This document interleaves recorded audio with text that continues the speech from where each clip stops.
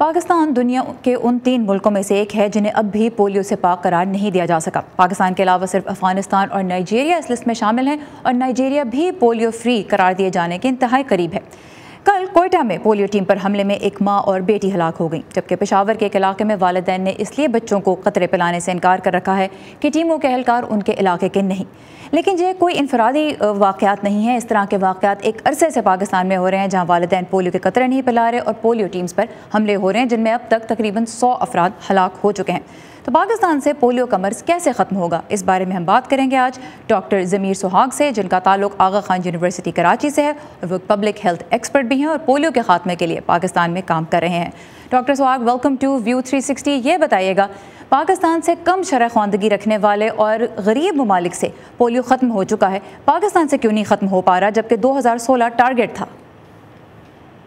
अस्सलाम वालेकुम, thank you very much कि आपने मुझे अपॉर्चुनिटी दी कि मैं आपको बता सकूं। हमें देखें, आप ठीक कह रही हैं कि जी हमें दूसरे गरीब ममालिक ने भी पोलियो एरेडिकेट कर लिया हुआ है, लेकिन हमें उनसे थोड़ा सा डिफरेंट होकर देखना पड़ेगा आपको पाकिस्तान को, क्योंकि हम एक वॉर में, एक कन्फ्लिक्ट में, एक since long time specially with the bordering countries, जहाँ से एक मिलिटेंसी चली आ रही है और वो लॉन्ग टर्म इश्यूज हैं। और इस वजह से हमारे पोलियो वर्कर्स, हमारे जो पोलियो की टीम्स थी, उन पे रिपीटेडली अटैक्स भी हुए हैं। ऐसे एरियाज भी हैं जो बिल्कुल नो गो एरिया थे, जहाँ पे जाना, पोलियो देना और खतरे से खाली नहीं था। वो आपके सामने जो आपने अभी शेयर की अभी रिपोर्ट। तो हम जो जिस मुल्क से बॉर्डर कर रहे हैं, वहाँ से कंटिन्यूसली एक मिलिटेंसी चल रही है और वहीं से भी एक पोलियो वायरस कंटिन्यूसली एक एक्सपोर्ट हो रहा है। तो आप कह रहे हैं अफगानिस्तान की तरफ से आ रहा है, लेकिन मैं ये जानना चाहूँगी कि डेमोक्रेटिक रिपब्लिक ऑफ कॉन्गो और सेंट्रल अफ्रीकन रिपब्लिक, यहाँ पे भी अमन की हालत इंतहाई मखदूश है। वहाँ पे तो ख़त्म हो गया, वहाँ पे भी तो ये इशू था। लेकिन हमारे अगर आप अभी का डेटा देखें, फाइंडिंग्स देखें, तो बहुत ज़्यादा इम्प्रूव हुआ है सिंस 2015। अगर आप देखें तो एक one team under one roof बनी है, जिसको हम इमरजेंसी ऑपरेटिंग सेल कह रहे हैं, जिसमें प्रोग्राम के सारे स्टेक होल्डर्स इकट्ठे हुए हैं। तब से एक पोलियो की जो वाइल्ड पोलियो केसेस हैं, उसमें बड़ा ड्रामेटिक इम्प्रूवमेंट आया, बड़ा ड्रामेटिक चेंज आया है।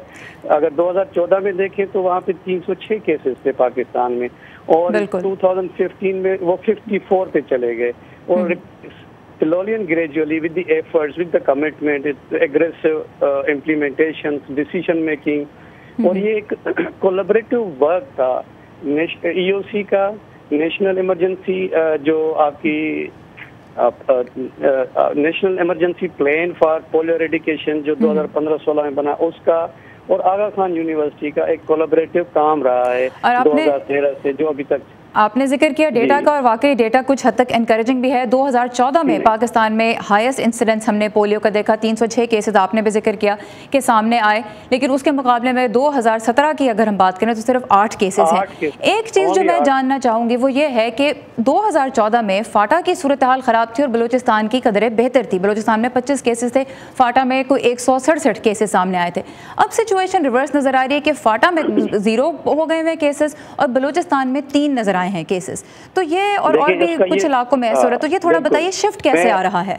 मैं आपको बताऊं कि Aga Khan university department of paediatrics specially हम 2013 से काम कर रहे हैं और हमने एक नया मॉडल दिया गवर्नमेंट को। वो मॉडल था कि लोगों को सिर्फ जो टीमें जा रही थी पोलियो के कतरे पिलाने के लिए, हमने उसको एक स्ट्रेटजी बनाई कि क्यों ना हम एक ऐसा मॉडल हेल्थ कैंप एस्टेब्लिशमेंट कर दें जिसमें माओ, बच्चों, बूढ़ों सबको हम हेल्थ केयर दे रहे थे। उसमें उनकी कंसल्टेशन भी हो रही थी, उनको मेडिसिन भी दे रहे थे, उनको डायग्नोज कर रहे थे उनके बच्चों को। And through that opportunity they were agreed, जो रिफ्यूजल्स थे, जो मिस चिल्ड्रन थे, वो भी वहाँ पे आ रहे थे, वो वैक्सीन करवा रहे थे, रूटीन भी, पोलियो भी, और वहाँ पे हमें कोई प्रॉब्लम नहीं हुआ। और उस हेल्थ कैंप इस्टेब्लिशमेंट की वजह से हमने बहुत सारे बच्चों को वैक्सीनेट किया, ना कि वैक्सीनेट किया बल्कि प्रोग्राम के लिए दरवाजे खोले कि जो नो गो एरिया थे, जो अनएक्सेसिबल एरिया थे, उनमें उनको जाने में कोई दिक्कत पेश नहीं आई। अच्छा, फ्रंट लाइन वर्कर्स हैं पोलियो की मुहिम में, जो पोलियो वर्कर्स हैं, इस वक्त तकरीबन 2.5 लाख से ज़्यादा पोलियो वर्कर्स पाकिस्तान में हैं और 100 से ज़्यादा हलाक किए जा चुके हैं पिछले कुछ सालों में। ट्रस्ट बिल्डिंग के बारे में आप क्या कहेंगे? किस तरह से लोगों में ये एतमाद पैदा किया जाए कि जो उनके बच्चों को पोलियो के कतरे पिलाने आ रहा है, نہ صرف یہ کہ اس کی اپنی زندگی بھی اہم ہے بلکہ وہ ایک اہم سرگرمی انجام دے رہا ہے ان کے بچوں کے لیے. کیوں مارے جا رہے ہیں؟ یہ بہت کم ہو گیا ہے. اب یہ ہے کہ ہمیں کمیونٹی کو انگیج کرنا پڑے گا, کمیونٹی کو ایجوکیٹ کرنا پڑے گا. ایک میس لیول پہ آلریڈی ہو رہا ہے اور اویئرنیس دینی پڑے گی. اور جو ایک مسکنسیپشن ہے, اف یو ریکال کہ ہم نے ایک ہیپیٹائٹس بی کے فیک ویکسینیشن کے تھرو ہم نے ایک جو اسامہ بن لادن کو آپ اسامہ بن لادن کا جو آپریشن تھا اس کا ذکر کر رہے ہیں, اس کی وجہ سے ابھی تک جو ملیٹنسی ہے وہ ان کو یہ کرا رہی کہ جو ویکسینیٹرز ہیں they are may be spy. تو اس مسکنسیپشن کو آگے بڑھایا جا رہا ہے. ڈاکٹر ضمیر سوہاگ ہمارے ساتھ تھے کراچی سے. تھینک یو ڈاکٹر صاحب.